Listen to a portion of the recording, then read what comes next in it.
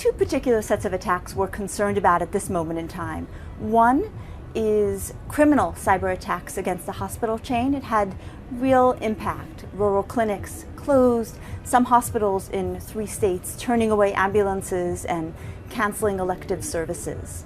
That's done by criminals, and the White House has pushed out guidelines on how to tackle that. Second set of attacks we're tracking is an increase by Iran in cyber attacks against 10 water systems in this country. And in a similar way, there are basic cybersecurity practices like changing default passwords and limiting administrator account access that could prevent those attacks being successful. So that is officially, though, the line from the White House that Iran was behind these 10 attacks against water treatment facilities here in the United States. It is, but I want to be clear, each and every day, American companies, critical services are facing persistent cyber attacks, and we absolutely need to do more to lock our digital doors to defend against them. Yes, sometimes in periods of crises we'll see an increase in a particular type of attack, but every single day we have too many unlocked doors and open windows in our digital cyberspace. Yeah, that specifically the plant in Pennsylvania that I mentioned outside Pittsburgh, the Municipal Water Authority of Aliquippa serves about 15,000 people. We have no reason to believe that anyone is at risk. Are they just trying to let us know what they can do, Ann? Absolutely. No one is at risk. The attack had minimal impact. The water system is operating the water system manually. What's the response then? Is there an answer from the administration to an attack like this? So there's an us and a them.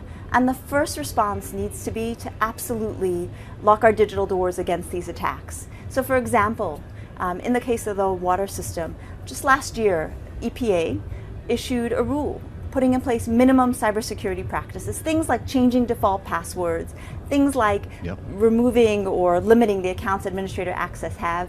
That rule faced litigation and had to be pulled back, but there is absolutely nothing preventing every water system in this country, it doesn't cost any money, to change default passwords, to put in place those basic cybersecurity practices. So that's the first part. There's the us part of this, which is to say we have to lock our digital doors. And then, of course, there's the them piece. And from a U.S. government perspective, there are actions we're taking every day. You know, taking down digital infrastructure, ensuring that we're following the trail of who is responsible for that and handling it appropriately. How about just remove the door? I know you want to close the door, but should these facilities be online at all? How about we take all this equipment off the internet, Ann?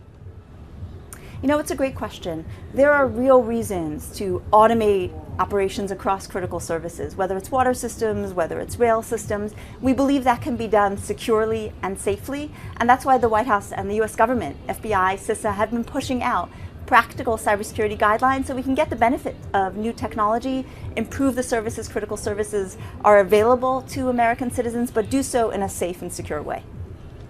We're spending time talking with Ann Neuberger, who works inside the national security apparatus in the White House with a specific focus on cyber, which many would say is the new frontier here. And this is the question you probably don't want to answer or cannot answer. Does the United States have offensive capabilities to go after bad actors in a place like Iran when it comes to cyber?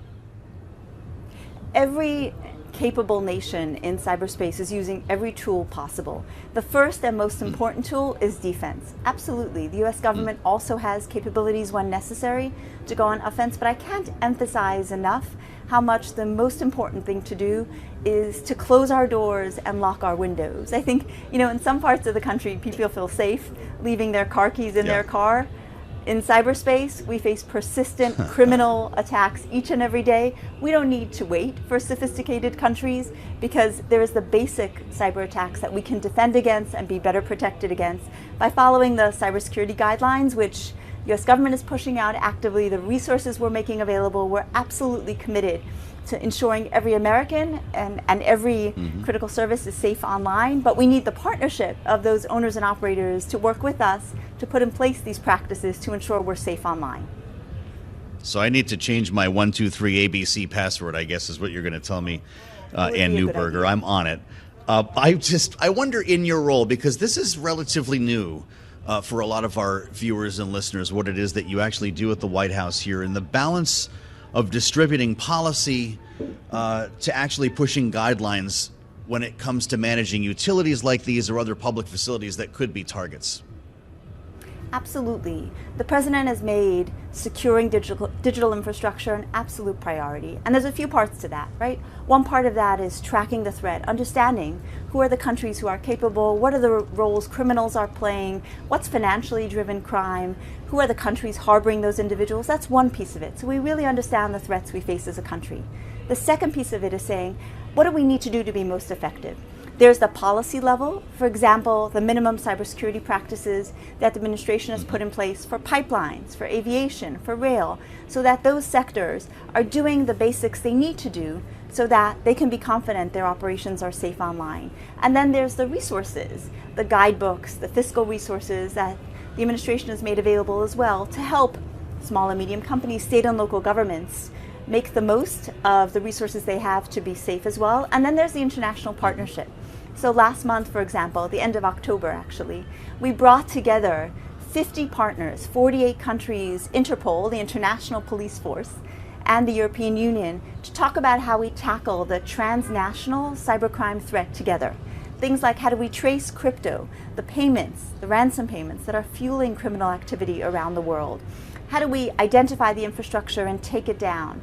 And how do we ensure that countries around the world who may be less capable know how to do forensics, know the best and the most effective cybersecurity practices? And finally, the role of tech companies in building more secure tech to make it easier to use that tech safely.